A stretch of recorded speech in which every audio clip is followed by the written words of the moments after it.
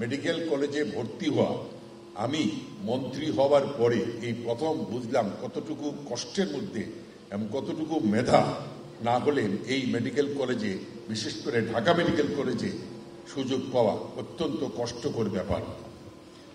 আমি পরীক্ষায় এইবার ভালো করে প্রতিটা স্টেপই আমি দেখি যেখানে কোনো রকম কোনো দুর্নীতির কোনো সুযোগ নাই, যেখানে কোনো কিছু নাই, এটা নিজস্ব মেধা।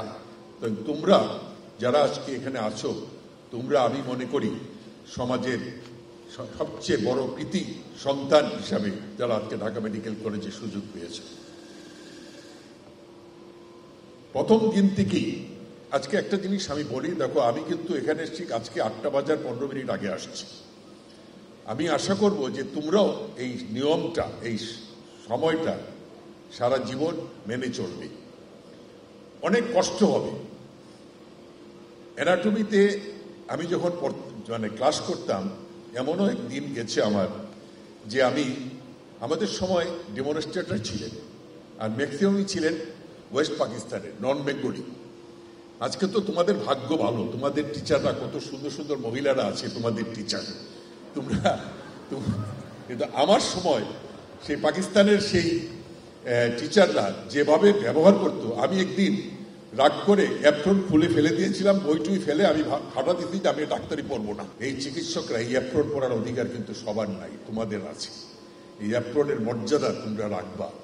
এবং চিকিৎসক হয়ে আজকে দেখো, আমি স্বপ্ন কোনদিন ভাবি নাই যে আমি বাংলাদেশের একজন মন্ত্রী হব, কারণ আমি কোনো রাজনীতির মধ্যে যাইনি, আমি কোনো ইলেকশন করিনি, আমি কোনো এমপি না।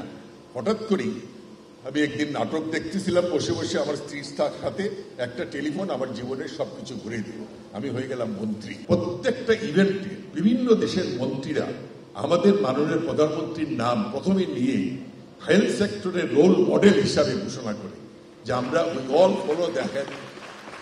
এইটাকে ধরে রাখার দায়িত্ব কিন্তু আমাদের সবার। আজকে তোমরা যারা জয়েন করছো নতুন, তোমরা এটাকে ধরে রাখতে পারবে। আমি তোমাদের জন্য, আমার কাছে সবসময় একটা কথা হয় যে অ্যাক্রেডিটেশন বলে একটা কথা আছে, যে অ্যাক্রেডিটেশন না হলে বাংলাদেশের ছাত্ররা, বাংলাদেশের ডাক্তাররা ভবিষ্যতে বিদেশে পড়াশোনা করতে পারবে না। আমি ডেফিনেটলি এটার জন্য চেষ্টা করছি। আমি অলরেডি অ্যাক্রেডিটেশন কাউন্সিল তৈরি করেছি। আমার হাসপাতালে আমি একটা অফিস, আমাদের একটা ফ্লোর দিয়ে দিয়েছি যেখানে তারা অফিস করবে। তোমাদের ভবিষ্যৎ যাতে কোনো রকম অন্ধকার না হয়, আমি সেবার জন্য চেষ্টা করব।